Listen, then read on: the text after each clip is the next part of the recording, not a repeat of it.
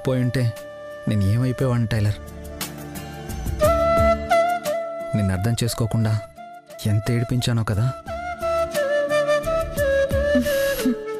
ఏం పర్వాలేదు సారు. నాకైతే మిమ్మల్ని ఇలా చూస్తుంటే ఎలా ఉందో తెలుసా? కొత్త జీవితం ఇప్పుడే మొదలైనట్టు, ప్రపంచంలో ఉన్న సంతోషం మొత్తం నా దగ్గరే ఉన్నట్టు. అసలు నా గతమేమీ గుర్తులేదు. ఎప్పుడూ సంతోషంగా ఇలా ఉంటే చాలు.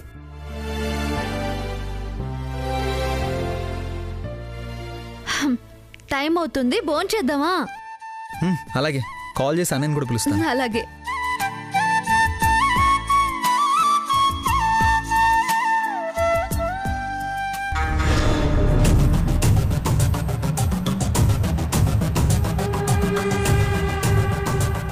హాయ్ విక్రమ్. అంకుల్ మీరా? రండి కూర్చోండి.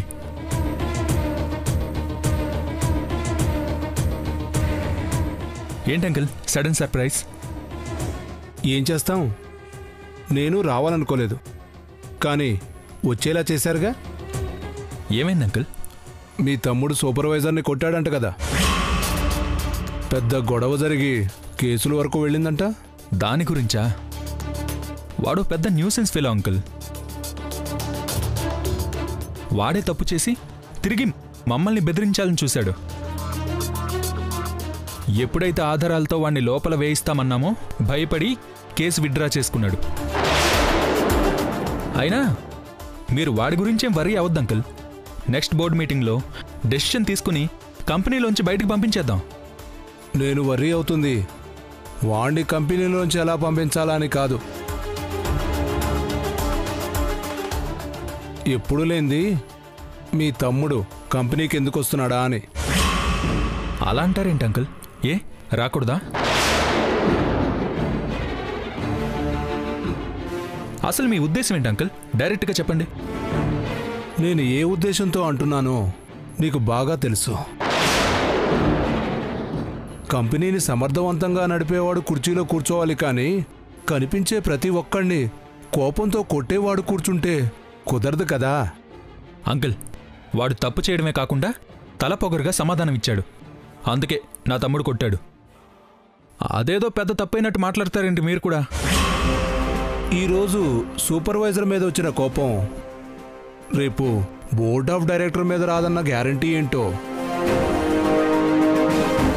వాళ్లను కూడా కొట్టడని గ్యారంటీ ఏంటి? ఏంటి అంకుల్ సంబంధం లేకుండా ఒక వర్కర్కి బోర్డ్ ఆఫ్ డైరెక్టర్కి లింక్ పెడతారేంటి? కోపాన్ని కంట్రోల్ చేసుకోవడం చేతగాని వాడికి వాళ్ళని వీళ్ళని తేడా ఉండదు విక్రమ్. అలాంటిదేమన్నా జరిగితే కంపెనీ ముక్కలు కావాల్సి వస్తుంది. ఇన్నాళ్ళు ఇంట్లో ఉండటానికి అలవాటు పడ్డాడు కదా, ఇక ముందు కూడా ఇంట్లో ఉంటేనే మంచిది.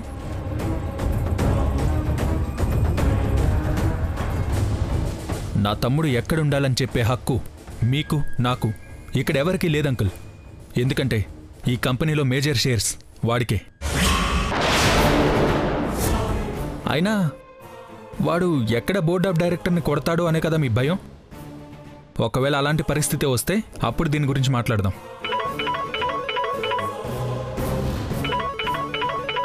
హలో చెప్పు నాని. అన్నయ్య, టైలర్ భోజనం తీసుకొచ్చింది, భోంచేద్దాంరా. వస్తున్నా. అంకుల్ మా మరదలు క్యారేజ్ తీసుకొచ్చింది, భోజనం చేద్దాం రండి.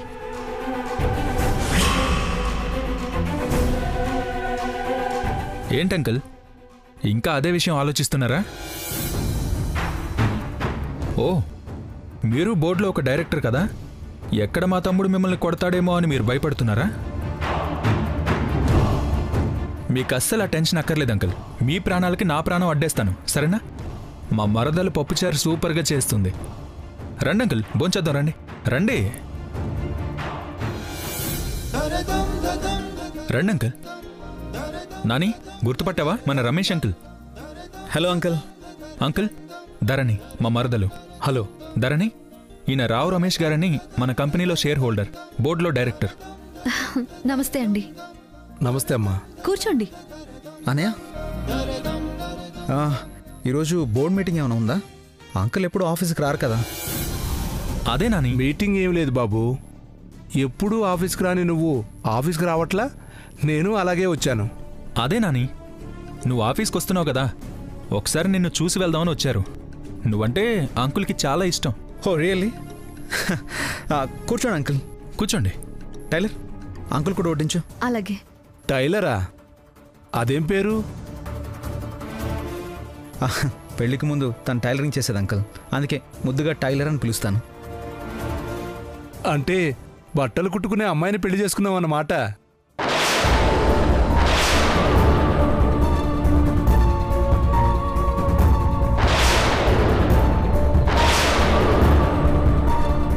విక్రమ్,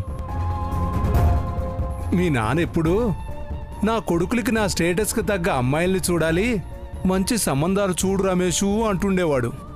కానీ పాపం మీ నాన్న కోరిక తీరలేదు. నువ్వేమో టైలర్ని పెళ్లి చేసుకున్నావు, మీ అన్నేమో లాయర్ని పెళ్లి చేసుకున్నాడు.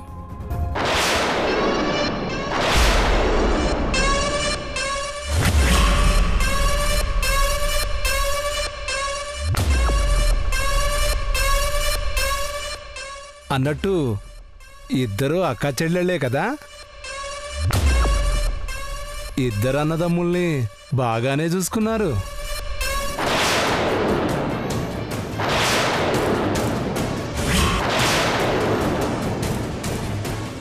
చూసుకోవడం ఏంటి అంకుల్? అసలు ఏం జరిగిందో మీకు తెలుసా? తెలియకుండా ఎలా మాట్లాడతారు?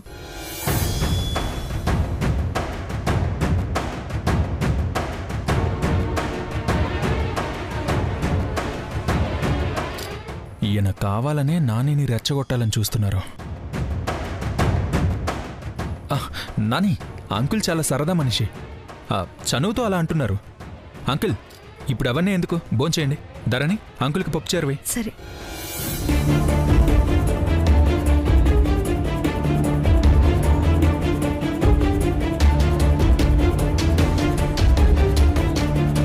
అవును, నువ్వు బట్టలు బాగానే కుడతావు కదమ్మాయి.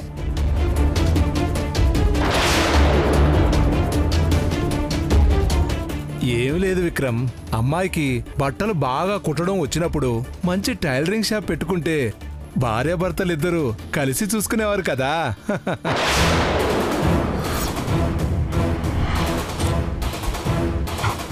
అనవసరంగా నాని ఇక్కడ కూర్చోబెట్టి జాతగాని పని అప్పగించడం దేనికి?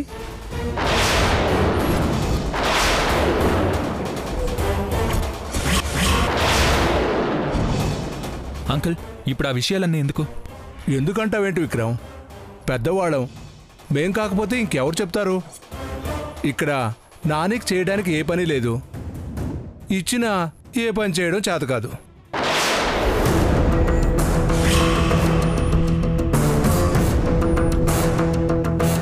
అదే ఏ కుట్టు మిషనో బట్టల షాపో అయితే ఎలాగోలా నడిపించేయచ్చు కదా.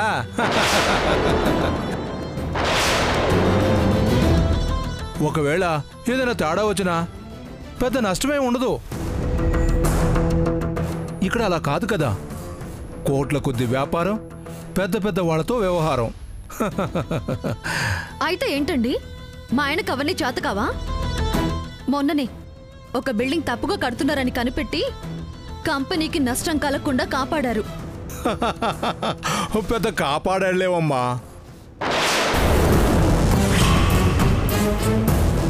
ఆ సూపర్వైజర్ని కొట్టాడు, ఏదో అదృష్టం బాగుండి కేసు విత్డ్రా చేసుకున్నాడు. కానీ లేదంటే కంపెనీ మూసుకునే పరిస్థితి వచ్చుండేది. అంకుల్, ఆ మ్యాటర్ అయిపోయింది. దయచేసి దాని గురించి మాట్లాడొద్దు. ఎందుకు మాట్లాడకూడదయ్యా? ఒక చాతగాని వాడిని పట్టుకొని చాతగాని వాడు అంటే పౌరుషం పుట్టుకొచ్చిందే అందరికీ. ఏవండి, పెద్దవారు కాస్త పద్ధతిగా మాట్లాడండి. అయినా ఈయన గురించి మీకేం తెలుసని చేతగాని వాడు అంటున్నారు? అప్పుడెప్పుడు ఆఫీస్కి వచ్చి మీ అన్నయ్య ముందు కాలు మీద కాలేసుకొని కూర్చున్నాడని డెలిగేషన్ కొట్టాడు. ఇప్పుడు సూపర్వైజర్ని కొట్టాడు. ఇంకేం కావాలి మీ ఆయన చేతగానితనం గురించి తెలుసుకోవడానికి?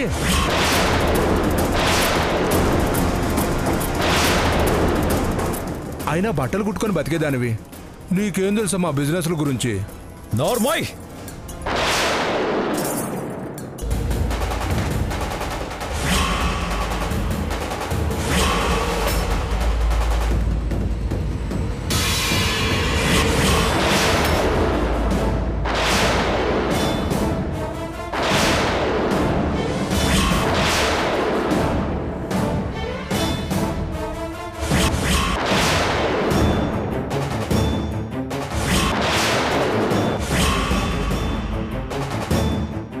నా భార్య గురించి తప్పుగా మాట్లాడతావా? చంపేస్తాను నిన్ను, చంపేస్తాను నిన్ను. నాని ఆగు, నాని ఆగు, అనయ్య నన్ను వదులు. ఆగు, నాని ఆగు, ఆగు, అనయ్య నన్ను వదులు. టైలర్ నువ్వు ఆగు, ఆగు ప్లీజ్. చంపేస్తాను అతన్ని.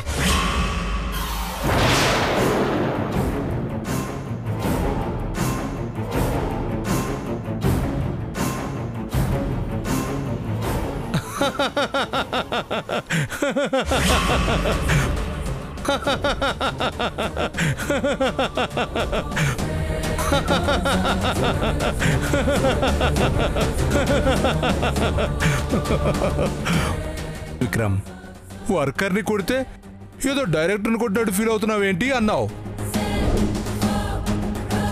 మరి నేను బోర్డు డైరెక్టర్ని, నన్ను కొట్టాడు. ఈ ఒక్క రీజన్ సరిపోతుందా నీ తమ్ముడు ఆఫీసులో కూర్చోడానికి పనికిరాడు అని చెప్పడానికి?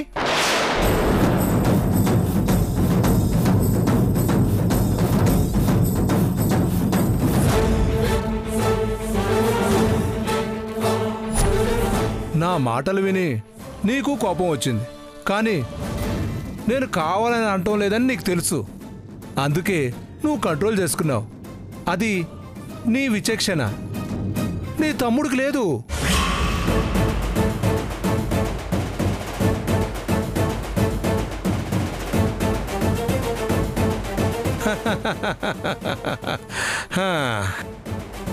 ఇవన్నీ మిగతా డైరెక్టర్స్ దగ్గర మాటలతో చెప్పొచ్చు, కానీ వాళ్ళు కూడా నీలాగే వర్కర్ని కొట్టినంత మాత్రాన డైరెక్టర్ని కొడతారా అని అడుగుతారు.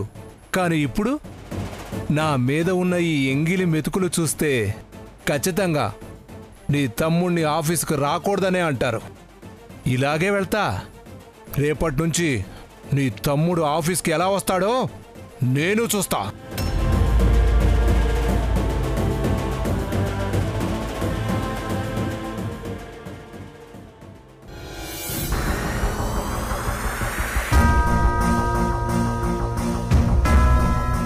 అది దెబ్బంటే ఆదిత్య ఈ జన్మలో మళ్ళీ కంపెనీలో అడుగు పెట్టలేడు. ఇంకేం అడుగు పెడతాడు? వెళితే బోర్డు చిరిగిపోతుంది, కంపెనీ 2 ముక్కలైపోతుంది. చేతగాని వాడిగానే మిగిలిపోతాడు. కంపెనీ కన్నా కొడుకు మీద తమ్ముడి మీద ఉన్న ప్రేమకే ఎక్కువ విలువిస్తే? ఎంత విలువిచ్చినా కాళ్ల కింద గోతిని ఎవరు తవ్వుకోరు బాబాయ్. ఒకవేళ అదే పరిస్థితి వస్తే అప్పుడు ఆలోచిద్దాం.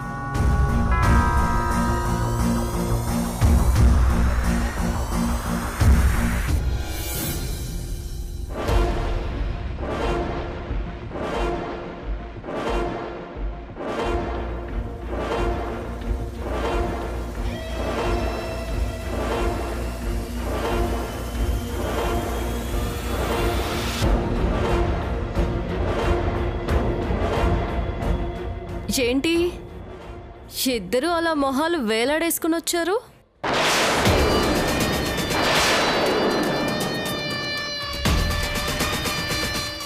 ఇంకా ఆఫీస్ అయిపోయే టైం కూడా కాలేదు, అప్పుడే వచ్చేసారేంటి? ఆఫీస్ 5 గంటల వరకు కదా బాబాయ్? అంటే వర్క్ ఫ్రమ్ హోమ్ అయి ఉంటుందమ్మా. ఓ, ఈ ఒక్క రోజుకేనా లేక పర్మనెంట్ గానా?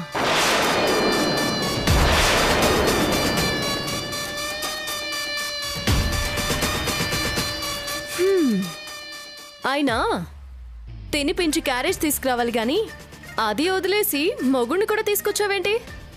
ఏమైంది?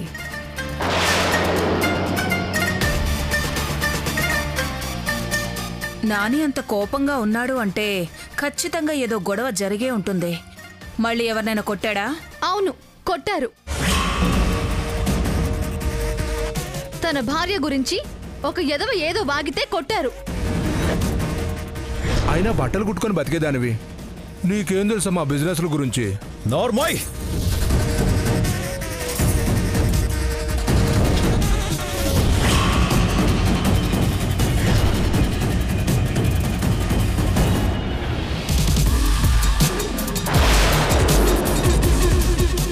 అనుకున్నాను ఇంకా వేడి చల్లారకపోతేను ఎవరికో వడ్డించే వచ్చాడు అనుకున్నాను. ఇంతకీ ఎవరినమ్మా కొట్టింది? ఎవరో రమేష్ రావట. వయసు పెరిగిన బుద్ధి పెరగక పిచ్చి వాగుడు వాగితే ఒక్కటిచ్చారు. అయ్యయ్యో, రమేష్ రావుని కొట్టాడా? వామ్మో, రమేష్ రావు అంటే ఎవరనుకున్నావు? కంపెనీలో మేజర్ షేర్ హోల్డర్, బోర్డులో డైరెక్టర్. వాణ్ణే కొడితే ఊరుకుంటాడా?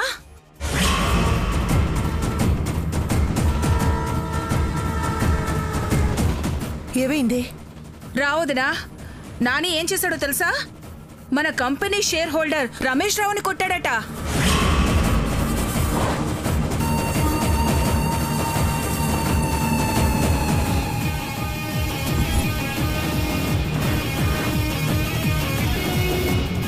ఒక సూపర్వైజర్ని కొడితేనే అంత పెద్ద గొడవ జరిగింది. ఒక డైరెక్టర్ని, షేర్ హోల్డర్ని కొడితే ఇంకేమైనా ఉందా? ఎంత పెద్ద గొడవ చేస్తాడో, ఏం జరుగుతుందో.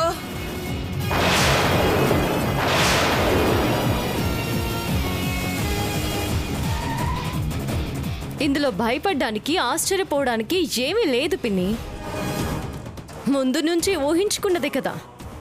వద్దు, ఆఫీస్కి పంపించొద్దు, అనవసరమైన ప్రాబ్లమ్స్ వస్తాయని నేను ముందే చెప్పాను. వింటే కదా.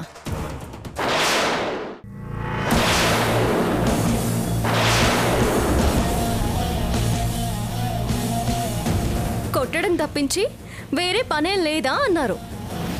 ఇప్పుడు అదే పనిగా కొట్టడం తప్పించి వేరే పనే ఉంది.